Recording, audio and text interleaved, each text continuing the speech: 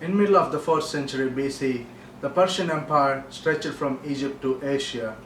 It was the greatest empire the world had ever seen before.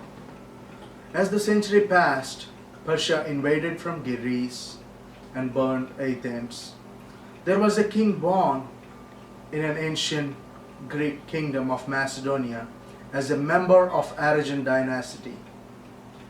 An ancient Greek royal house, Philip II's son named as Alexander III. Though he was known as Alexander the Great, Alexander was born to the King Philip II and his wife Olympias. Philip's goal is to defeat Greece and threaten the very existence of Greek way of life. Alexander shared his father's goal and become king upon his father's death. Alexander the Great was one of the greatest military leaders in the world history and demonstrated his diplomatic skills in handling the various regions he conquered. He was the most powerful king the world had ever seen before. Alexander's idea in conquering the nation was to spread the Greek culture.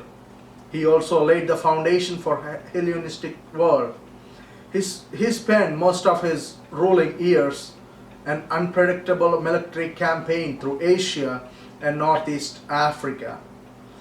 By the age of 30, Alexander had created one of the largest empires in ancient world, stretching from Egypt to Greece to northwest India. As a child of a rich parent, Alexander the Great benefited from school and the best teachers, enabling him to become a leader among his peers. This prepared him to conquer the world before he was 30 years old and lead his to early death. When Alexander was 12 or 13 years old, a horse was presented to King Philip II in 346 BC. The horse was very expensive, but no one could tame it. It is a beautiful black horse, standing taller than a normal Macedonian horse. It was too wild and unmanageable those who came near him. Philip ordered to lead away. According to Plutarch's biography, the young prince said, "What an excellent horse do they lose for want of addressing a boldness to manage him."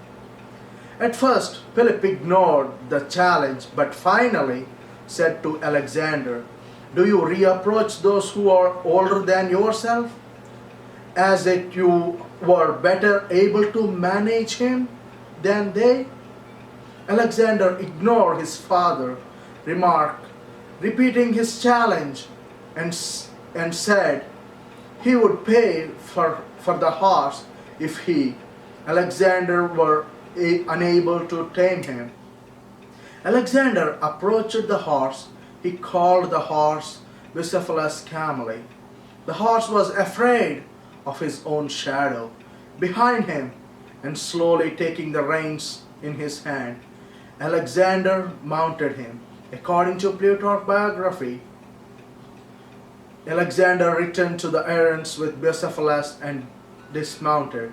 Philip said, "O my son, look thee, out a kingdom equal to and worthy of thyself. Of Macedonia is too little for thee." Almost all the historians claim taming the wild horse was a turning point in Alexander's life. Alexander the Great demonstrated his skills through taming Bucephalus. Alexander defeated the Persian Empire and arrived in Punjab. After conquering the vast Persian Empire, Alexander took over the city of Taxili in Punjab. He fought against the powerful king, the Indian monarchies in the river Hydaspes. Alexander men conquered the region of the Indus River towards the river Ganges.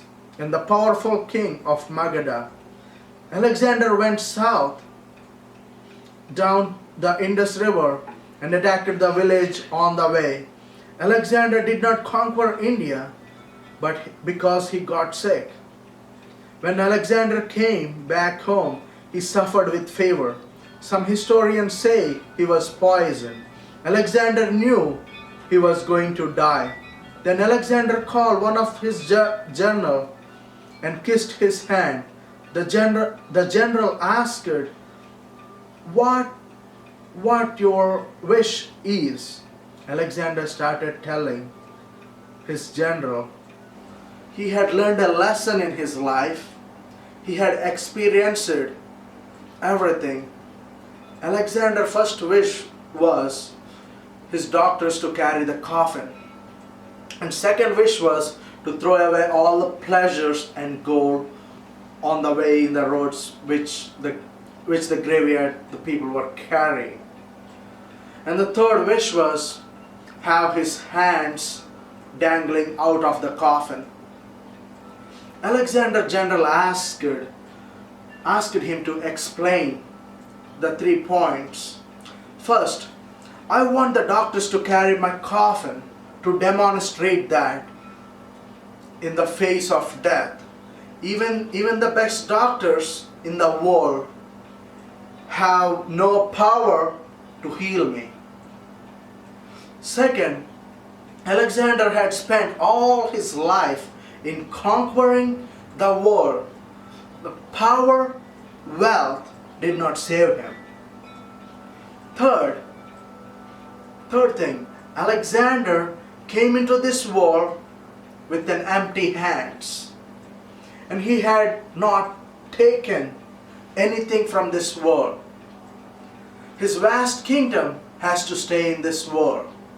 Alexander realized his last life in the last minute. Alexander the Great had died in June 11, 323 BC, at approximately around 4 or 5 o'clock p.m. He died at the age of 33, or some people say it's 33, some people say it's 32. Alexander was taught by his best teachers. He learned how to organize the army. He also learned patience and kindness to show his people. Alexander's good education helped him to conquer the world. He had conquered the Persian Empire, and he fought the powerful king Darius III and his powerful army. Yet, Alexander learned an important lesson at his death. We came into the world with empty hands. We will not take anything from this world.